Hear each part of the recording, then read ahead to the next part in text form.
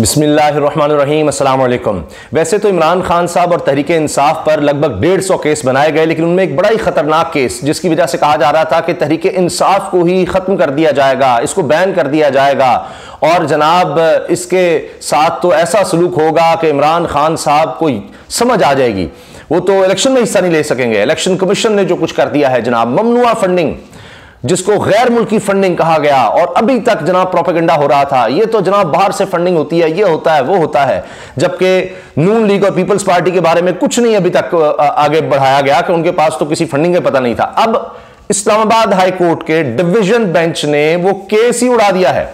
और दिलचस्प बात यह है कि FIA दरखास्त लेकर गया था इमरान खान साहब की इस केस में जमानत की मनसूखी की, क्योंकि इमरान खान साहब को इस केस में जमानत मिली थी बैंकिंग कोर्ट की तरफ से। अब FIA में आप जानते हैं बहुत सी तब्दीलियां की जा चुकी हैं जब से शहबाज शरीफ साहब आए हैं, और उन्होंने वैसे तो पूरे पाकिस्तान में तमाम महकमों को, तमाम इदारों को, सबको सिर्फ और सिर्फ इमरान खान के पीछे लगाया हुआ है कि बस इसका कुछ कर दो, इसका कुछ कर दो। हत्ता कि कौमी असम्बली में अब लोग ये निशानदेही करने लगे हैं कि इसमें कौमी असम्बली में कुछ और होना भी है या नहीं। सिवाय इमरान खान जितनी तकरीरें होती हैं, जो कुछ भी होता है, सेनेट में आप देख लें, कौमी असम्बली में देख लें, कोई और काम नहीं है किसी को। जितनी तकरीरें आप PDM की उठाकर देख लेंगे, शुरू कहीं और से होगी भी तो इमरान खान का जिक्र और इमरान खान के खिलाफ आकर वो खत्म होगी। कुछ और हो ही नहीं रहा इस मुल्क में, इस रियासत में और कुछ नहीं बचा सिवाय इसके कि जनाब इमरान खान के इर्द गिर्द सारा कुछ हो रहा है, उसको पकड़ो, ये कर दो, वो कर दो। अब आप देखें मरीम साहिबा जो सुप्रीम कोर्ट के चीफ जस्टिस समेत दीगर जजेस के खिलाफ, सुप्रीम कोर्ट के खिलाफ अपने वालिद के नक्शे कदम पर चलते हुए जो हरकतें कर रही हैं, जो बातें कर रही हैं, आप यकीन जाने इमरान खान साहब ने जो जुमला बोला था ना, वो इसके आगे कुछ भी नहीं है।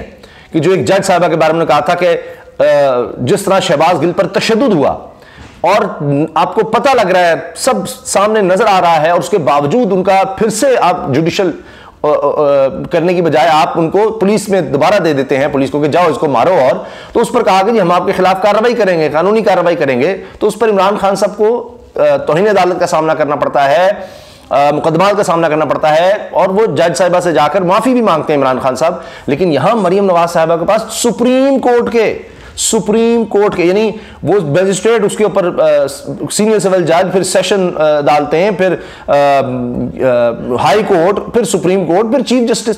मरियम साहिबा तो पता नहीं क्या क्या कही जा रही हैं। इस पर हम आगे बात करेंगे किसी और वीडियो में पूरी तफसील से, क्योंकि वो जहनी तवाज़ुन नहीं, पता नहीं क्या हो गया मरियम साहिबा के, तो ये लोग अब कह रहे हैं ये बातें।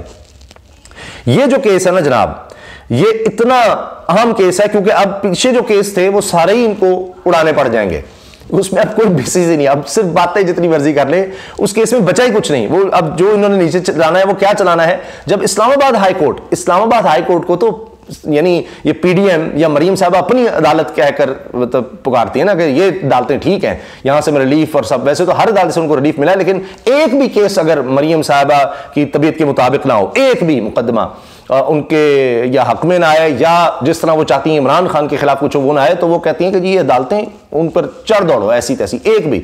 वरना आप देख लें कि ये सुप्रीम कोर्ट ने तो इमरान खान साहब की हुकूमत के खिलाफ फैसला दिया था और हुकूमत चली गई थी। तो आज आप देख लें एक फैसला आया है तो किस तरह जनाब वो चढ़ दौड़े हैं। अच्छा अब सुनिएगा, इस्लामाबाद हाई कोर्ट ने, अब क्या मरीम साहब इस्लामाबाद हाई कोर्ट पर भी चढ़ाई करेंगी? इस्लामाबाद हाई कोर्ट ने ममनुआ फंडिंग केस में इमरान खान की जमानत मनसूखी की दरखास्त खारिज करने का तफसीली फैसला जारी कर दिया। अब FIA गया था कि जी इमरान खान को जमानत मिल गई इस केस में, तो इनकी जमानत मनसूख की जाए, क्योंकि इनको टास्क मिला हुआ है कि हर सूरत इमरान खान को गिरफ्तार करना है, हर सूरत जनाब इमरान खान को नायल करना है, हर सूरत में जनाब इसकी पार्टी को बैन करना है कि ये तो ममनुआ फंडिंग ले रही थी, इसलिए जनाब ये पार्टी बैन की जा सकती है। इलेक्शन कमीशन ने लिखकर दे दिया था कि जनाब वो कहीं तोशाखाना बनता है कहीं इस केस में कि जी अब विफाकी हुकूमत भी एक्शन ले, या नहीं विफाकी हुकूमत के पास इख्तियार होता है कि वो फिर किसी पार्टी को बैन कर सके, कालादम कर सके। तो वो इस तरफ जाना चाहते थे, लेकिन आप देखें पीछे क्या हो गया। फॉरेन एक्सचेंज एक्ट के तहत दर्ज मुकदमे की शवाहिद पर सवालात भी उठा दिए हैं कि ये केस कैसा है। जस्टिस मोहसिन अख्तर कियानी और जस्टिस तारिक महमूद जहांगीरी पर मुश्तमिल बेंच की जानिब से जारी फैसले के मुताबिक एक भी सबूत नजर नहीं आया, एक भी सबूत। सोचिए जरा, अदालत जब ये कह देगी उसके बाद क्या बचता है, उनका एक भी सबूत। सबूत हो तो कुछ सबूत थे जी, हाँ जी वो इतने क्रेडिबल नहीं थे, कुछ सामने आए हैं उनके मुताबिक नहीं, एक सबूत नहीं है, एक भी सबूत नहीं है। ये फैसले में लिखा हुआ है, फैसले के मुताबिक एक भी सबूत नजर नहीं आया कि आरिफ नकवी की भेजी गई रकम जुर्म की रकम थी। एफआईआर में लगाए गए इल्जामात का इमरान खान या तारिक शफी से ताल्लुक ही नहीं। जो इल्जामात लगाए गए हैं, आप सोचें जरा, जो एफआईआर में इल्जामात लगाए गए उनका इमरान खान से कोई ताल्लुक है ही नहीं। ये मैं नहीं कह रहा, ये मरियम साहिबा अब तक तो इस्लामाबाद हाईकोर्ट को तो चलो मानती हैं, ये उनके 2 जजेस का तफसीली फैसला कह रहा है। कोई सबूत नहीं मिला, इमरान खान का जो एफआईआर है उसमें जो इल्जामात लगाए गए हैं उससे कोई ताल्लुक ही नहीं। इमरान खान ने तो किसी एक भी बैंक दस्तावेज पर दस्तखत नहीं किए। फैसले में लिखा गया है कि बैंक हुकाम से मुतालिक इख्तियार स्टेट बैंक का है, जिसने कोई कार्रवाई नहीं की। भाई स्टेट बैंक ने कोई कार्रवाई नहीं की, कोई उनको गलत कोई ट्रांजैक्शन नजर नहीं आई, कोई ऐसा कुछ हुआ ही नहीं। तो आप देखें किस तरह से केस बनाए जाते हैं। फिर ये ख्वाहिशें होती हैं कि जनाब ये देखें इसके खिलाफ केस है, इसको तो जनाब ये लाडला है, ये फलां है। जब आप झूठे केस बनाएंगे तो जितनी मर्जी आप इदारों से कोशिश भी करवा लें, वो कहेंगे हम करें क्या, किस तरह दें सजा। वो तो आपको याद है ना कि फोन गया था, वो आज तक रिकॉर्ड का हिस्सा है और उसको डिनाई भी नहीं किया जाता। शहबाज शरीफ साहब ने फोन किया और मरीम नवाज साहबा के जो समधी हैं, उनके बेटे जुनैद सफदर के ससुर हैं, उनकी भी फोन कॉल आज तक मौजूद है और उसको डिनाई भी नहीं किया जाता, जिसमें वो कह रहे थे ये फैसला दें। तो आगे से वो मरहूम जज साहब ने कहा जी इतनी तो सजा नहीं बनती जो आप कह रहे हैं, पता नहीं किस केस में शायद 10 साल कह रहे थे, उनको 10 साल की सजा दे। वो कहते हैं इसमें तो मैक्सिमम पनिशमेंट 3 या 5 साल है, मैं 10 साल किधर से दे दूं, लेकिन बहरहाल जितनी हो सकेगी। तो ख्वाहिशें ऐसी हैं जब बनता ही नहीं केस। अब वही जज साहब ने लगा मैं 10 साल की सजा दे कैसे दूं, लिखा ही नहीं हुआ कानून में कि इस जुर्म में, जिस जुर्म में आप कह रहे हैं इसमें मैं 10 साल की सजा दे दूं या जितनी भी है सजा, वो हो ही नहीं सकती, वो किस तरह दे दे।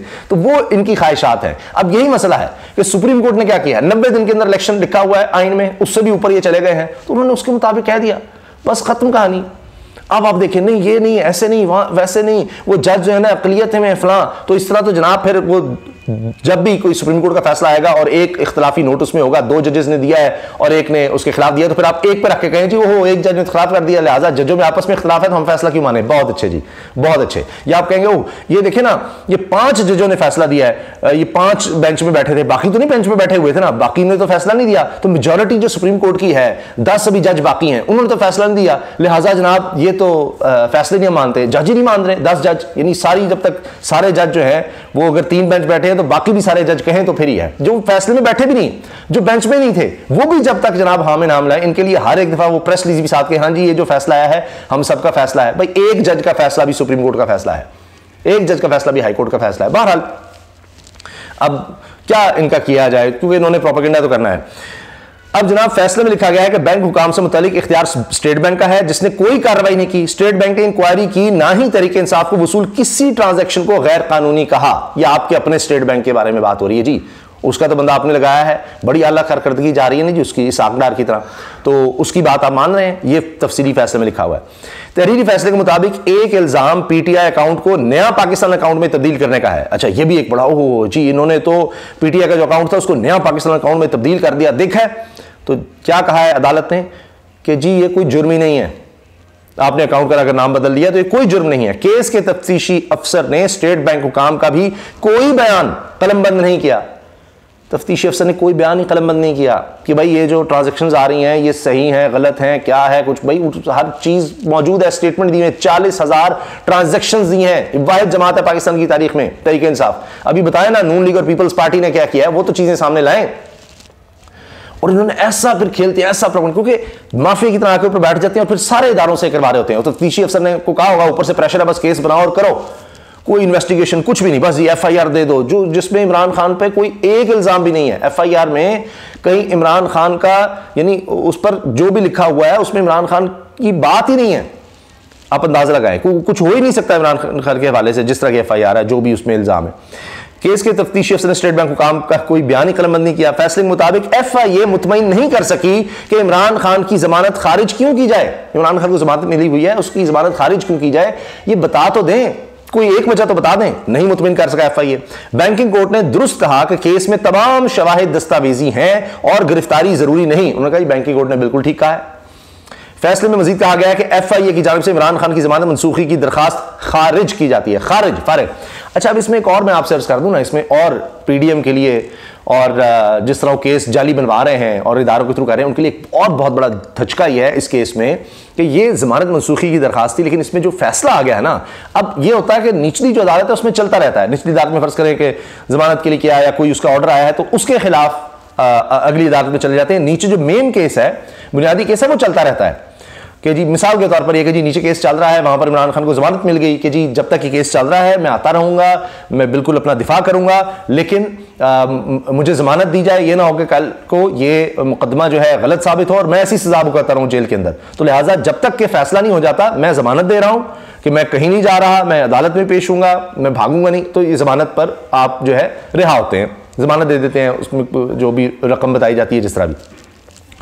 अब FIA ने क्या किया कि उसके खिलाफ, क्योंकि ऑर्डर था कि चले गए आगे हाई कोर्ट में कि जी ये जमानत मिल गई, इसको मनसूख किया जाए। नीचे मुकदमा चल रहा है, वो उसमें सारे सबूत दीगर चीजें पेश होनी है। जब हाई कोर्ट में चले गए तो वहां जब हाई कोर्ट ने कहा कि जमानत खारिज की, हम दरखास्त खारिज करें, जमानत बिल्कुल ठीक दी है, बैंक कोर्ट ने लिख दिया, हाई कोर्ट ने, और 2 जजेस का ये फैसला है। अब इसको भी मरीम साहबा कह देंगी पता नहीं अकलीती फैसला है क्या है, क्योंकि बाकी हाई कोर्ट के जो जज हैं इस्लामाबाद के उन्होंने तो नहीं दिया ना, ये 2 ही बेंच का था। खैर, तो अब जो फैसला तफसीली आया है उसमें जब यह लिख दिया कि एक भी सबूत नहीं है, FIR बनती ही नहीं है, उसमें इमरान खान को कोई ताल्लुक ही नहीं बनता, स्टेट बैंक को कोई इतराज नहीं, कोई ऐसी ट्रांजैक्शन नहीं पकड़ी गई, कुछ भी नहीं है, तो उसका क्या होगा कि जब ऊपर एक अदालत ने, उसके 2 जजेस ने फैसला दे दिया, तो निचली अदालत भी देख रही होगी, उधर भी जाएगी दरखास्त, जब अब आगे केस चलेगा उसमें भी वो दिखाएंगे इमरान खान सबके वकला के देखें ये ऊपर अदालत क्या कह चुकी है।